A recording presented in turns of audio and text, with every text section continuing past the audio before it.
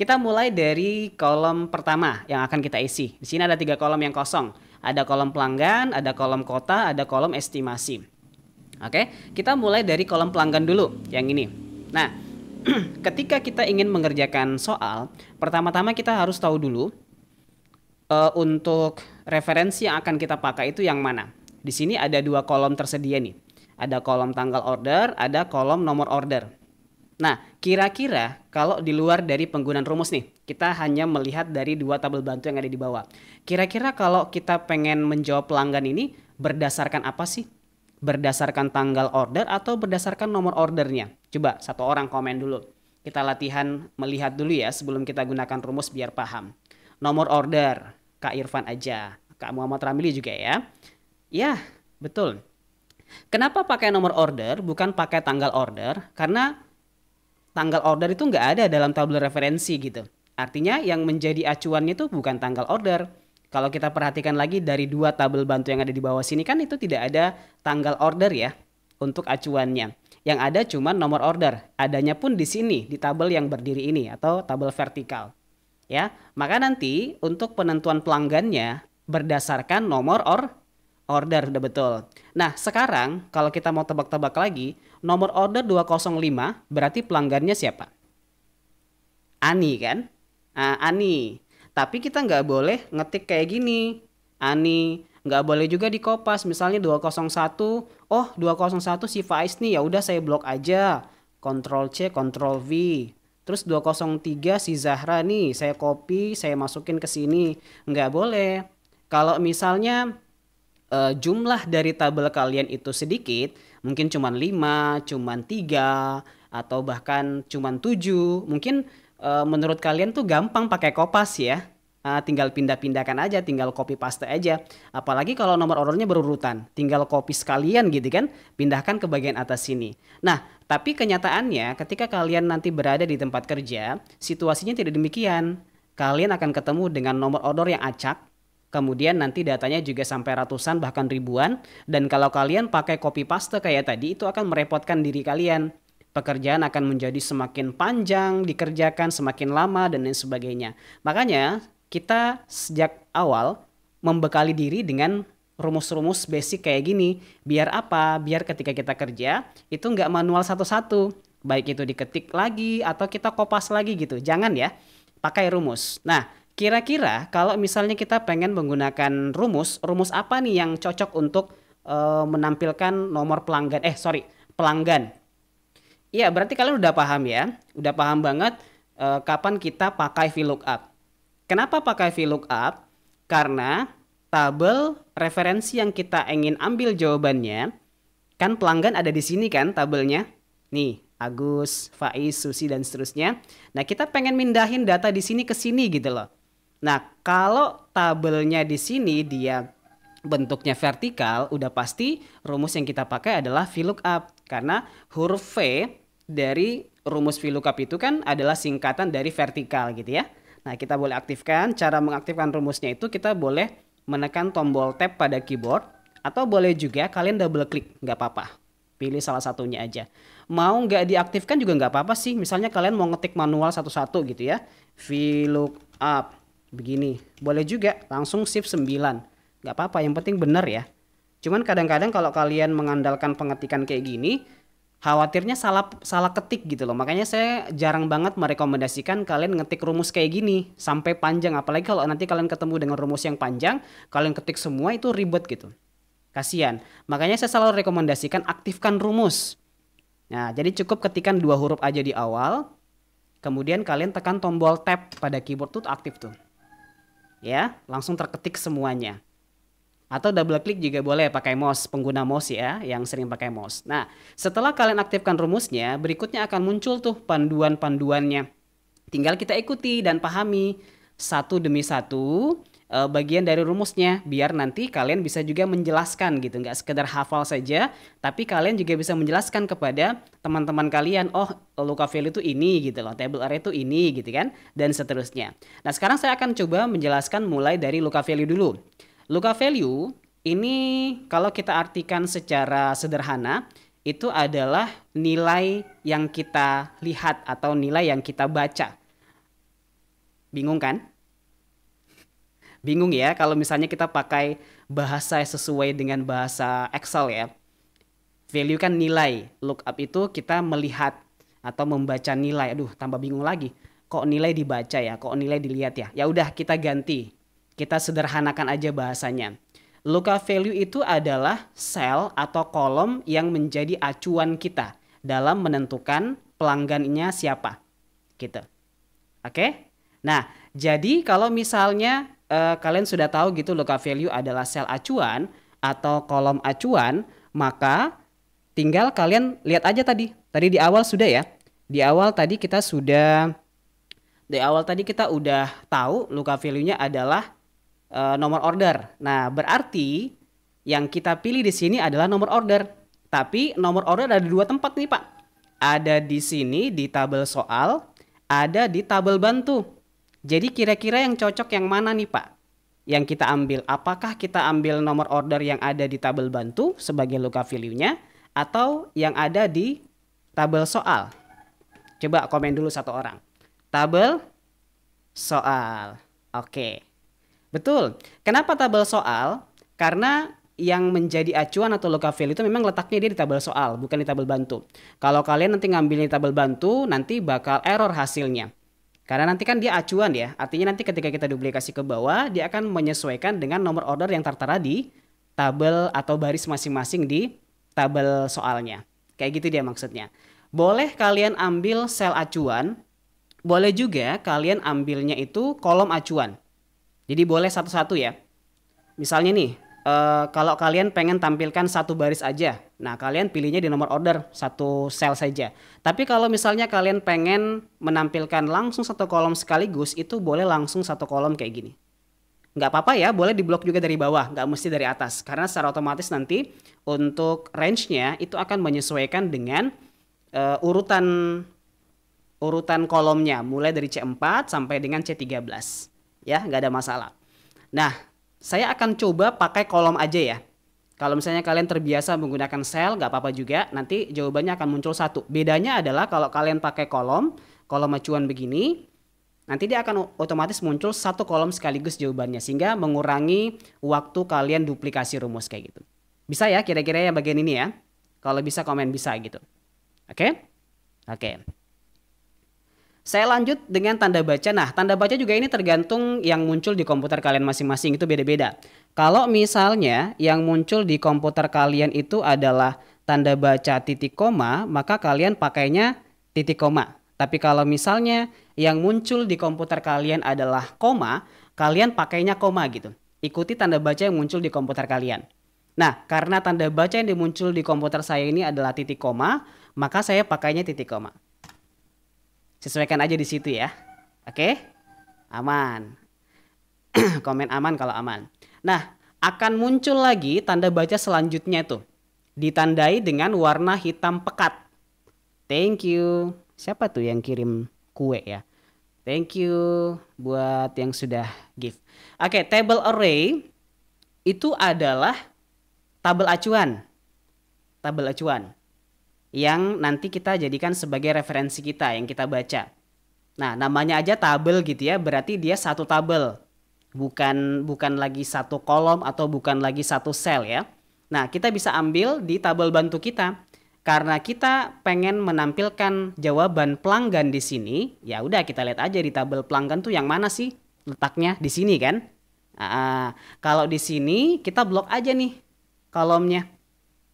Boleh kalian blok dengan judulnya sekalian kayak gini. Boleh juga isinya saja.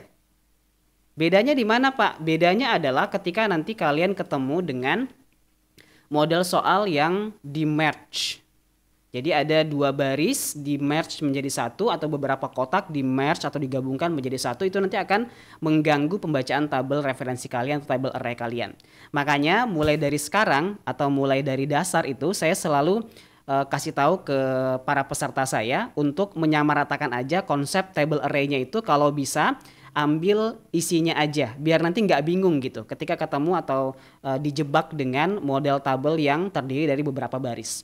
Ya.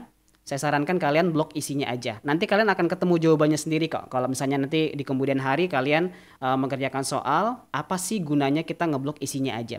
Nanti kalian akan ketemu insya Allah. Kalau kalian memang sudah terapkan ya. Saya blok nih table array-nya seperti ini saja. Kemudian jangan lupa dikunci. Ini juga penting banget nih. Mengunci range yang kita baca adalah untuk bisa menjaga agar tabel referensi yang kita blok ini tetap pada areanya. Atau dia nggak akan kemana-mana gitu, nggak akan bergeser dari area blocking kita. Jadi dia tetap aja di sini berputar ya seperti ini. Dengan cara apa? Menekan tombol F4 pada keyboard. Nah dia muncul tuh. Kalau misalnya kalian tekan tombol F4 pada keyboard dia nggak bisa ngunci. Jadi dikunci itu ditandai dengan adanya simbol absolut dolar ya. Yang kayak gini nih, dolar, dolar, dolar, ada 4 simbolnya. Kalau misalnya F4 aja nggak bisa, kalian bantu dengan tombol Fn. Jadi cara penggunaannya itu adalah tekan tahan tombol Fn, lalu tekan F4 satu kali. Begitu dia modelnya. Fn, F4. Jadi nggak boleh Fn lepas, F4 nggak bisa. Jadi Fn-nya ditahan, lalu tekan F4. Agak cepat sedikit gitu, jangan terlalu lama jaraknya antara menekan tombol Fn dengan tombol F4-nya. Ini yang kadang-kadang juga terjadi miss di situ ya, sehingga Pak, kok nggak bisa Pak, saya sudah tekan F4 nggak bisa, Fn F4 nggak bisa. Ternyata setelah ditelusuri, jarak waktu antara menekan tombol Fn dengan F4 kelamaan, sehingga nggak terkoneksi gitu loh untuk penggunaan Fn F4-nya. Jadi harus cepat gitu ya, Fn F4. Nah gitu ya. Dan ini biasanya kejadiannya ada di laptop aja. Kalau kalian pengguna PC nggak perlu ya. Biasanya pakai F4 itu udah bisa. Nanti saya juga kasih alternatif cara bagaimana kalau misalnya kita nggak bisa F4, nggak bisa Fn F4. Ada juga triknya nanti sebentar. Nah ini sudah saya kunci, kemudian lanjut titik koma, lalu call index num. Call index num artinya ada pada kolom keberapakah yang mau kita tampilkan jawabannya. Dalam hal ini nomor pelanggan gitu. Nomor pelanggan ini, kok nomor pelanggan? Pelanggan ini ada di kolom keberapa pada area ini. Tinggal kita hitung ya. Menghitung kolom juga itu disesuaikan dari mana kita mulai ngeblok. Perhatikan ya kalimatnya. Kalau kalian mulai ngeblok dari nomor order, berarti hitungan kolomnya dimulai dari kolom nomor order.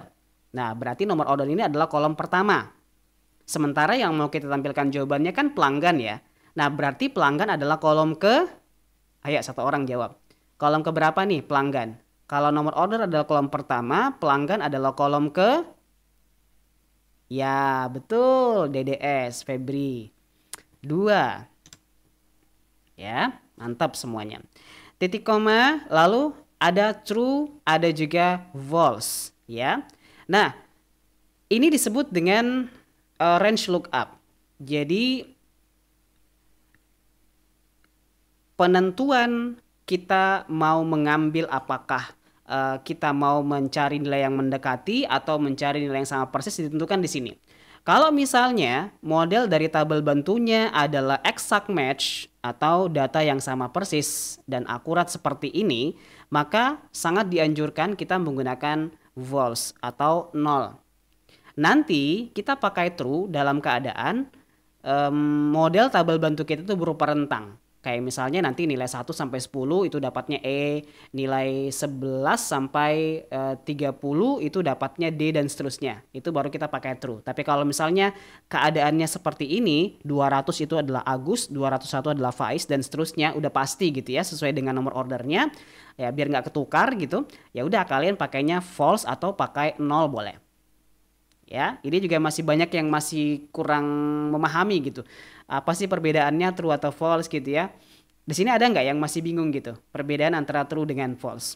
Coba komen ada, kalau misalnya enggak, komen enggak gitu. Nah, sampai di sini udah selesai gitu untuk range lookup-nya. Kalian boleh langsung enter dan nanti lihat hasilnya ya. Dia langsung muncul satu kolom sekaligus. Kenapa? Karena tadi saya pakai kolom acuan, bukan sel acuan. Jadi yang membedakan antara sel acuan dengan kolom acuan adalah dia langsung muncul satu kolom sekaligus. Bedanya kalau kita pakai yang sel acuan, ini saya langsung hapus aja mungkin ya. Yang kolom acuannya saya sisakan satu sel aja. Saya enter. Dia hasilnya cuma satu baris aja. Di atas aja yang muncul. Sisanya kita duplikasi. Bedanya di situ. Kita tidak perlu lagi melakukan duplikasi manual dengan double click atau drag and drop kalau kita pakai kolom acuan. Jadi terserah kalian nanti ya. Mau pakai sel acuan sebagai lookup value-nya boleh. Mau pakai kolom acuan untuk menampilkan satu kolom sekaligus juga boleh. Gak ada masalah. Dua-duanya benar. Jangan khawatir. Insya Allah kalau kalian tes pakai kedua cara ini akan dibenarkan kok. Nggak salah dua-duanya. Ini hanya alternatif saja. Bebas. Terserah kalian. Ya. Atau mau cara yang lain.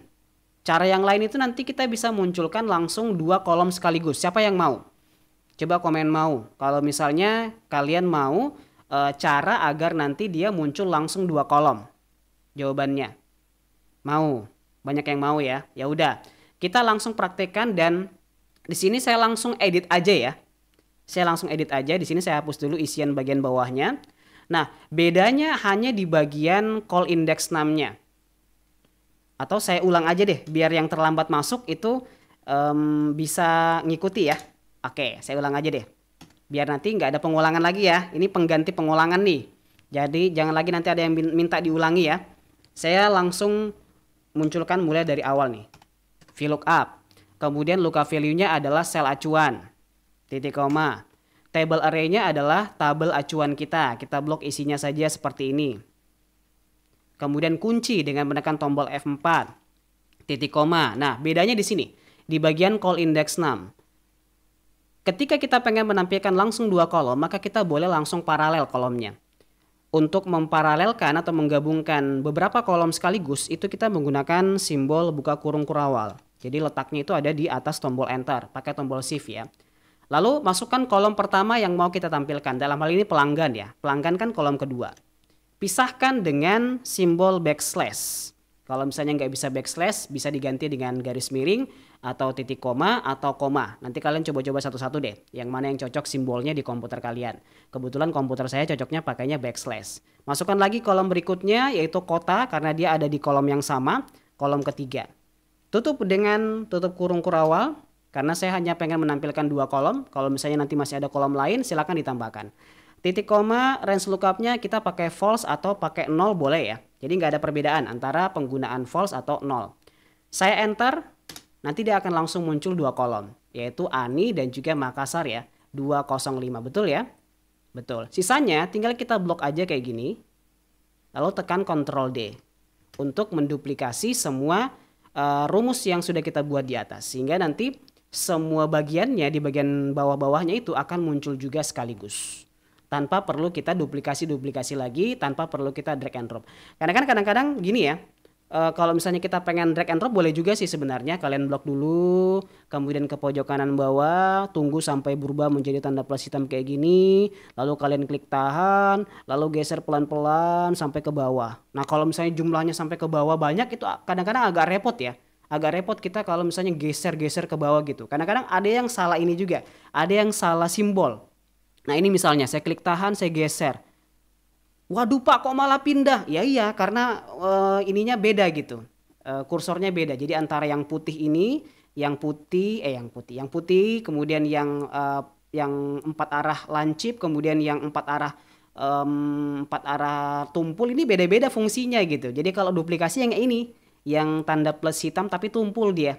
Jadi kalian klik tahan lalu geser ke bawah pelan-pelan. Agak repot rasanya ya, makanya saya anjurkan kalian pakai Ctrl D aja. Jadi tinggal blok kayak gini ya, lalu Ctrl D. Lebih enak, lebih ringan aja gitu, nggak terlalu membebani klik kiri ya. Maksudnya nanti cepat rusak kalau terlalu sering ditindis-tindis.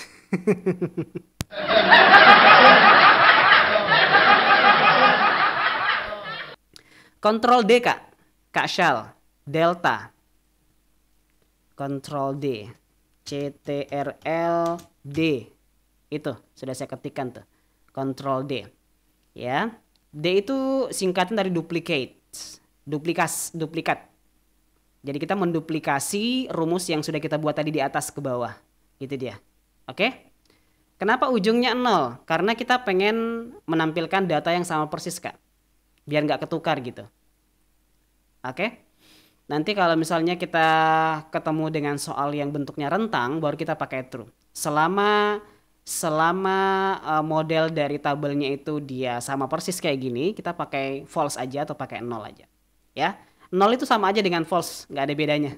Misalnya nih, di sini saya mau ganti false juga ya. Siapa tahu ada yang bingung tuh. Saya ganti false, nggak apa-apa juga. Sama aja jawabannya, nggak ada yang berubah. Karena false dengan nol itu sama. Coba saya ketikkan di sini ya. False itu sama dengan nol. Kemudian true itu sama dengan 1. Cuman pengganti simbol aja. Nggak ada bedanya. Estimasi.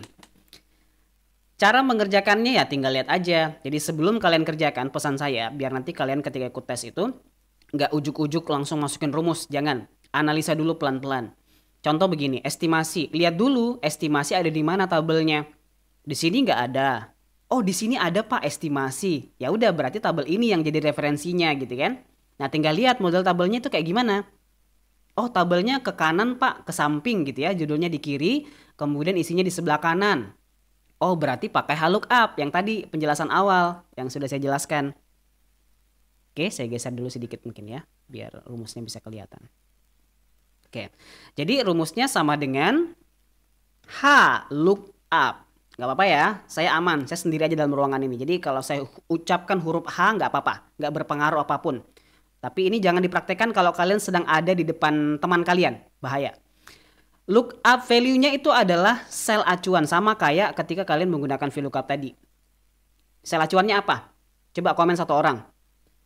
Acuannya lookup sekarang yang mana? Kalau tadi pelanggan acuannya nomor order kan? Kalau estimasi acuannya apa? Ada yang tahu satu orang? Kota. Kak Cici. Betul. Bukan nomor order. Bukan estimasi. Bukan. Yang kita cari estimasi, ya kan? Estimasi itu acuannya apa? Kota. Betul. Perhatikan ya, hati-hati ya.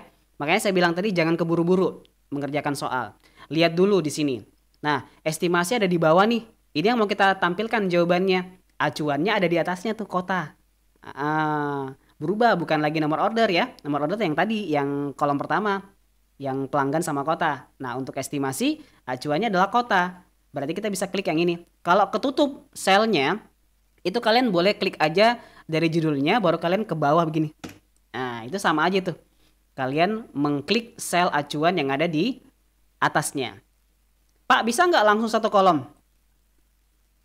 Kalau tadi di VLOOKUP kan bisa ya, kita langsung satu kolom gitu. Sayangnya, untuk lookup nggak bisa. Kenapa? Karena beda rumus. Jadi kenapa tadi di VLOOKUP bisa langsung satu kolom sekaligus, dia muncul sekaligus juga ke bawah? Karena model tabelnya juga vertikal di bawah sini yang kita jadikan acuan. Makanya dia bisa muncul juga gitu. Tapi kalau lookup nggak bisa. Soalnya tabel yang kita baca berbeda dengan blocking kita. Blocking kita kan secara vertikal nih. Sementara tabel referensi kita horizontal, nggak nyambung dia. Makanya nggak bisa. Ya, saya langsung cut aja dari awal. Soalnya saya yakin pasti ada yang nanya kayak gitu nanti. Nah, kalian klik aja sel acuannya di atas. Kemudian lanjutkan dengan titik koma. Table array. Table array itu tabel bantu. Sama kayak di tabel VLOOKUP tadi. Kita blok aja isinya ya. Seperti ini. Gampang ya? Komen gampang gitu kalau misalnya gampang. Nah, setelah saya blok. Kita kunci dengan F4 atau FN F4. Titik koma. Lalu row index 6. Nah, beda ya. Kalau tadi di VLOOKUP namanya call index 6, di lookup namanya row index 6. Call itu kolom, row itu artinya baris. Jadi jangan sampai ketukar nih. Soalnya ini penting juga gitu pengetahuannya. Row baris, berarti tinggal kita lihat aja. Estimasi kan yang pengen kita cari di sini, ya udah hitung aja tuh. Kota baris pertama, estimasi baris kedua. Ya, titik koma. Ini pakai true atau false nih menurut kalian? Kalau model dari tabel referensinya kayak gini. Coba satu orang komen. Kita pakai true atau pakai false? Pakai false ya, ke arah tree. Pakai false. 0. Ya. Ya, pakai false boleh, pakai 0 juga boleh. Kenapa nggak pakai true, Pak? Kenapa nggak pakai true, Pak? Ya, karena model tabelnya bukan tabel rentang. Udah jelas ya. Artinya kalau bontang ya 1 hari gitu kan estimasinya. Kalau Mamuju ya estimasinya 2 hari gitu kan. Jadi nggak ada dibilang bahasanya, oh Bontang itu estimasinya mendekati 1 hari, ini mendekati 2 hari, nggak kayak gitu modelnya ya. Dan nanti ini akan ada pembahasan juga sebentar ya. Kita bakal kasih contoh yang valid bagaimana penggunaan true-nya. Saya enter, nanti dia muncul 2 hari ya. Kita duplikasi ke bawah, double klik, boleh kita coba cek dulu. Untuk kota Makassar tuh 2 hari, betul? Betul. Kemudian kota Bontangnya 1 hari, betul. Kota Palu 3 hari, betul. Nah, gimana kalau misalnya beda sheet? Nah, ini sekaligus juga menjadi alternatif apabila kalian tidak bisa menggunakan tombol F4 sama FNF4. Ada nggak di sini yang sudah coba beberapa kali pakai F4 nggak bisa, FNF4 nggak bisa ngunci gitu. Jadi akhirnya hasilnya ada yang N per A. Ada ya? Ya udah deh, kita kasih solusi. Kalau misalnya kalian itu sering mengalami hal tersebut, ya udah deh pakai cara ini aja. Jadi sebelum kalian mengerjakan, kasih nama dulu tabel referensi kalian. Biar nanti ketika kalian kerja di tabel soal sebelah, itu nggak usah bolak-balik ke sheet-nya. Langsung panggil aja pakai workbook atau panggil pakai divine name. Namanya itu name range sebenarnya ya. Name range, nama range yang sudah kita blok. Pertama, kita blok dulu tabel vertikalnya yang ini. Isinya aja, nggak usah judulnya ya. Kayak tadi, sama aja kayak tadi. Cuman titik awalnya kita blok dulu, kasih nama. Setelah di blok, kalian klik kanan, pilih rename. Rename lagi, divine name. Ada ya. Tulisannya itu define name. Oke? Nah, kemudian kasih nama di sini silakan. Namanya terserah nama apa saja, yang penting kalian tahu bahwa ketika mengetikkan kata itu akan otomatis terhubung ke range ini. Dia akan langsung kayak ngeblok gitu, sehingga kalian gak usah repot-repot lagi bolak-balik sheet untuk ngeblok table array-nya pada saat kalian berada di area table array untuk rumus VLOOKUP-nya. Misal saya kasih nama TB. Oke? TB. Mau kasih nama lain juga nggak apa-apa ya. Yang penting saran saya jangan dipisahkan dengan spasi karena nggak bisa. Jadi cukup satu kata aja atau beberapa huruf aja. Biar nggak terlalu panjang nanti di dalam penamaan rumus, dalam penginputan rumusnya. Nah, perhatikan di bagian reverse to-nya. Di bagian reverse to ini akan ada area yang kita blok ya, mulai dari B3 sampai dengan D12. Kemudian di situ ada absolute dolarnya. Boleh di zoom aja ya, yang nonton di TikTok ya, bisa di zoom kan? Nah, itu ada absolutnya kan di situ. Ada 4 absolut sesuai dengan ketika kalian memasukkan tombol F4 atau menekan tombol F4 pada saat kalian berada di area table array. Dia akan otomatis terkunci di situ. Jadi sekaligus cara ini bisa menjadi solusi apabila kalian tidak bisa lagi menekan tombol F4 atau tidak berfungsi gitu ya. Fn F4 juga nggak bisa. Ya udah pakai cara ini aja. Dia akan langsung mengunci dengan sendirinya tanpa harus kalian tekan lagi F4 atau Fn F4. Ada 1, 2, 3, 4 tuh. Ada 4 logo dolarnya. Simbol absolute dolarnya. Oke? Ingat ya, namanya adalah TB. Jadi ketika nanti sudah sampai di table array, kalian ketik aja TB. Nanti dia sama hal dengan ngeblok area ini. Enter atau klik OK. Yang kedua, supaya nanti di VLOOKUP-nya juga demikian, kita kasih nama juga. Isinya aja, judulnya nggak usah. Klik kanan, pilih divine name juga. Sama. Lalu kasih nama. Kalau tadi TB, yang satu ini kasih beda ya, jangan mirip, jangan sama, karena nanti akan bentrok tuh kalau misalnya sama nama. Misalnya di sini namanya adalah HL aja. HL itu maksudnya VLOOKUP gitu ya. Terserah kalian ya mau kasih nama apa, bebas ya. Nah, di sini juga akan terkunci dengan sendirinya tuh. Ada absolutnya kan. Mulai dari C14 sampai F15 areanya, area blocking table array-nya. Ada 4 logo absolutnya. Enter. Nah, udah selesai nih tahapan pertama. Berikutnya tinggal kita kerjakan deh di sini. Tapi ingat posisi kolomnya, biar nanti nggak bolak-balik gitu ya. Nah, kolom pelanggan tuh kolom keberapa tadi pelanggan? 2. Kota itu ketiga ya kan? Biar nanti nggak bolak-balik lagi ngitung posisi kolomnya. Sekarang tinggal kita masukkan rumus VLOOKUP. Lalu lookup value-nya kita bisa klik sel acuannya, titik koma, table array-nya tadi namanya apa? Ayo, ada yang masih ingat? Ada yang masih ingat tadi table array-nya untuk posisi tabel vertikalnya namanya apa tadi? Pada saat divine name? Betul, TB. Ya, aktifkan itu. Kalau kita ketikkan TB, itu akan muncul seperti rumus dia kan? Nah, inilah yang disebut dengan workbook. name range yang sudah kita berikan nama tadi ya, yang sudah kita define name tadi, itu akan berubah menjadi workbook kayak gini. Dia kayak rumus tapi bukan rumus. Dia sebagai pengganti dari aktivitas ngeblok tabel bantu yang ada di sebelah tadi, sehingga kita nggak usah bolak-balik lagi ke sheet sebelah. Kayak gitu aja dari perannya. Sekaligus juga bisa membantu dia langsung ngunci gitu ya. F4. Ketika kita sudah aktifkan, nggak usah lagi tekan F4. Karena dia udah ngunci tadi di sebelah pada saat kita kasih nama. Itu bagusnya ini ya, alternatifnya. Untuk yang error atau sering error di F4 atau FNF4. Langsung titik koma aja. Call index 6, boleh kita paralel. Kolom ke 2, backslash 3. Kemudian, kok 4, 3.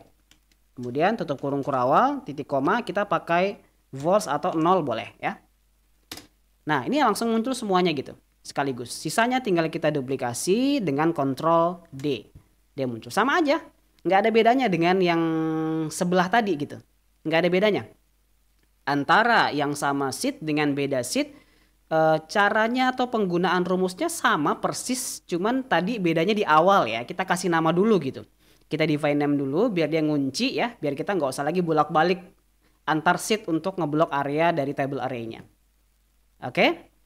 Nah, estimasi dia modelnya kan tabel horizontal ya. Ya kan? Berarti kita pakainya rumus lookup.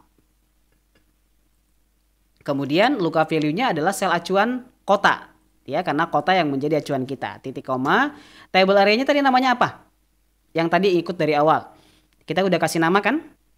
Untuk tabel acuan horizontalnya namanya apa tadi? Satu orang. HL, betul. Tuh muncul kan HL dalam bentuk workbook juga. Kita aktifkan aja dengan menekan tombol tab atau double klik juga boleh.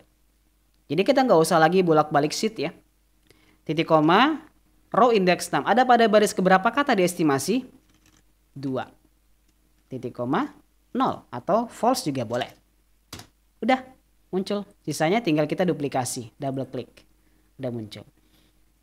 Aman kan? Sudah bisa berarti kan sekarang kalau nanti kalian dikasih tugas atau dikasih soal di tempat kerja kalian atau ikut tes, udah bisa ya?